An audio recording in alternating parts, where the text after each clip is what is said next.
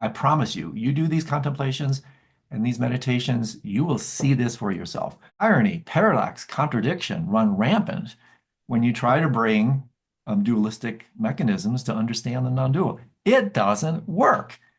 So hence, you have to hand off the baton from hearing what we're doing here to the more subtle dimension of contemplating, which purifies it because it becomes more embodied. It's like a filtration purification system. So the meditations I'll introduce, they actually work that way.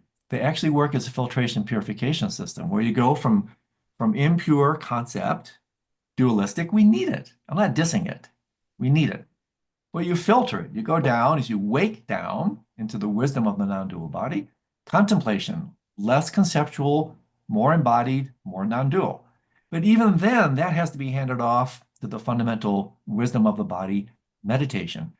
This is completely non-dual. This is completely embodied and completely pure. And I love this because then it brings back into play the extraordinary importance of the body. That you're going from, how do I say it, transforming cerebral data into somatic fiber. You're dropping into the wisdom of the body. And this is incredibly important because don't take my word for it. Don't take Bernardo Rupert's or anybody else's word for it. Do the contemplations, do the meditations, and see for yourself. And then you'll come up and then see if you have a better way to describe this stuff, right?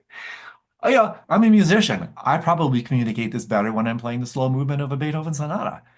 You can probably communicate it better with poetry. In fact, I know you can, or with dance or with, the arts.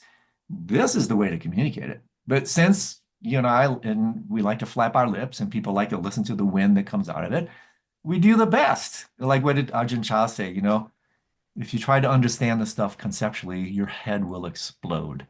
Well, we're going to use our head before we blow it up.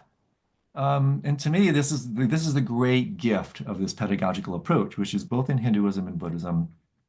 Don't take my word for it, man. Do the investigations, and I'll guide you through them. I mean, I promise you, I will guide you through them. Do the meditations, see, feel for yourself, and then you'll go, ah, ha, ha, now I get it. Great. I really look forward to it. We arranged a full online workshop with Andrew Holecek on the 4th of September, which you can find at adventuresinawareness.com.